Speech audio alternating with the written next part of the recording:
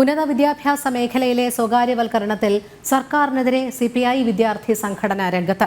Budget പ്രഖ്യാപനം ഇടതുമുന്നണിയുടെ പ്രഖ്യാപിത നയത്തിനെതിരെന്ന് AISF ആരോപിച്ചു.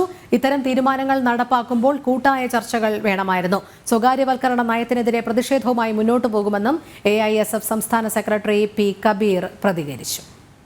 വ്യതിചലനമാണ് വിദ്യാഭ്യാസ മേഖലയിലെ സ്വകാര്യവൽക്കരണം. ഇപ്പോൾ ബഡ്ജറ്റിൽ ധനകാര്യ വകുപ്പ് മന്ത്രിയുടെ പ്രഖ്യാപനം ഇത് തീർത്തും പ്രതിഷേധാർഹമാണ്, വിദ്യാർത്ഥി വിരുദ്ധമാണ്. കേരളീയ വിദ്യാഭ്യാസത്തെ കൂടുതൽ കച്ചവടവൽക്കരിക്കപ്പെടുന്ന ഒരു നയമായി അത് മാറുവാൻ വേണ്ടി പോവും എന്നുള്ളതാണ് AISF ഉയർത്തിപ്പിടിക്കുന്നത്. ആ പ്രഖ്യാപനത്തിനെതിരെ, ആ നയത്തിനെതിരെ പ്രതിഷേധം അറിയിച്ചുകൊണ്ടാണ് AISF നിലപാട് വ്യക്തമാക്കിയിട്ടുള്ളത്. തുടർന്നും ഈ നയവുമായി മുന്നോട്ട് പോവുകയാണെങ്കിൽ പ്രത്യക്ഷ സമരത്തിലേക്ക് ഉൾപ്പെടെ AISF ഇറങ്ങുമെന്നാണ് സൂചിപ്പിക്കാനുള്ളത്. വിവരങ്ങളുമായി അരുൺ ആലത്തൂർ ചേരുന്നു. അരുൺ, ഉന്നത വിദ്യാഭ്യാസ മേഖലയിലെ സ്വകാര്യവൽക്കരണത്തിൽ AISFന്റെ നിലപാട് എങ്ങനെയാണ്?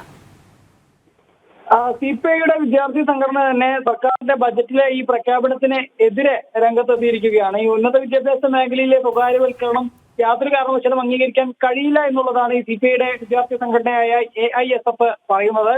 വിദ്യാഭ്യാസ മേഖലയിലെ സ്വകാര്യവൽക്കരണത്തിന് ഇത് വഴി വെക്കും എന്നുള്ളതും, ഒപ്പം തന്നെ വിദ്യാഭ്യാസ രംഗത്തെ ഇത് കൂടുതൽ കച്ചവടവൽക്കരിക്കുന്ന തരത്തിലേക്ക് ഇത് കടക്കും എന്നുള്ളതാണ് AISF പറയുന്നത്. ഇത്തരം തീരുമാനങ്ങൾ നടപ്പാക്കുമ്പോൾ സ്വാഭാവികമായിട്ടും വിദ്യാർത്ഥികളുമായും അധ്യാപകരുമായും ഒക്കെ ചർച്ചകൾ നടത്തിയതിനു ശേഷം മാത്രം സർക്കാർ ഇങ്ങനെ ഒരു പ്രഖ്യാപനത്തിലേക്ക് കടക്കണമായിരുന്നു. പക്ഷേ അങ്ങനെ ചർച്ചകളൊന്നും ഇല്ലാതെ ഏകപക്ഷീയമായി ഇങ്ങനെ ഉന്നത വിദ്യാഭ്യാസ മേഖലയെ സ്വകാര്യവൽക്കരിക്കുന്നത് അംഗീകരിക്കാൻ കഴിയില്ല. ഇത് ഇടതുപക്ഷത്തിന്റെ നയത്തിന്റെ വ്യതിയാനമാണ്, അല്ലെങ്കിൽ LDFന്റെ നയത്തിന് എതിരാണ് എന്നുള്ളതാണ് AISF പറയുന്നത്. അതുകൊണ്ട് തന്നെ ഇതിൽ നിന്ന് പിന്മാറാൻ സർക്കാർ തയ്യാറാവണം. അല്ലാത്ത പക്ഷം ഇതിനെതിരെ ശക്തമായ പ്രതിഷേധവുമായി AISF രംഗത്ത് വരും എന്നുള്ളതാണ് സംസ്ഥാന സെക്രട്ടറിയായ P. കബീർ വ്യക്തമാക്കുന്നത്.